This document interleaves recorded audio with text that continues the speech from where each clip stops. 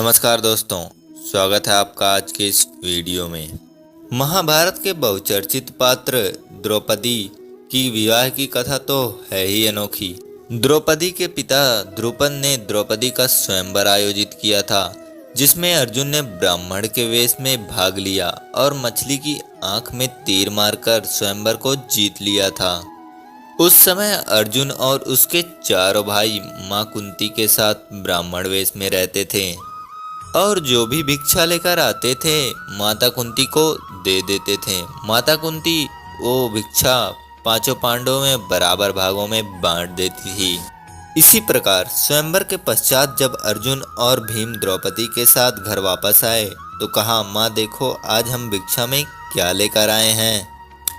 कुंती ने बिना देखे ही उत्तर दिया कि तुम पांचों भाई इसका उपभोग करो, क्योंकि पांचों पांडव मां के आदेश का सदैव पालन करते थे। इस आदेश पर वे सभी संकट में पड़ गए।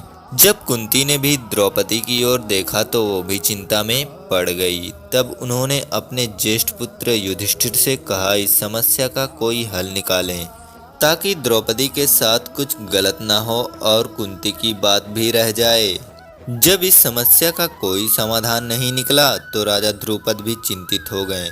फिर एक दिन एक सभा में महर्षि व्यास और श्री कृष्ण उपस्थित थे।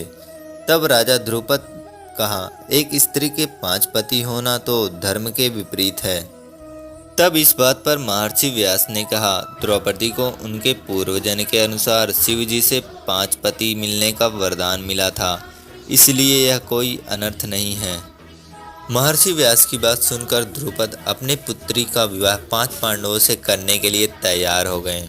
इसके बाद द्रौपदी का विवाह 5 पांडवों से हुआ और द्रौपदी ने सबके साथ विवाह के दिन पत्नी धर्म निभाया।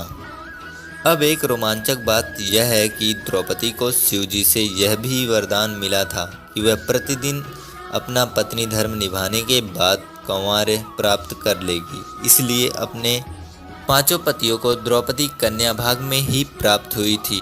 संतान प्राप्ति के लिए श्री कृष्ण ने यह सुझाव दिया कि प्रतिवर्ष द्रौपदी केवल एक पति के साथ समय व्यतीत करे।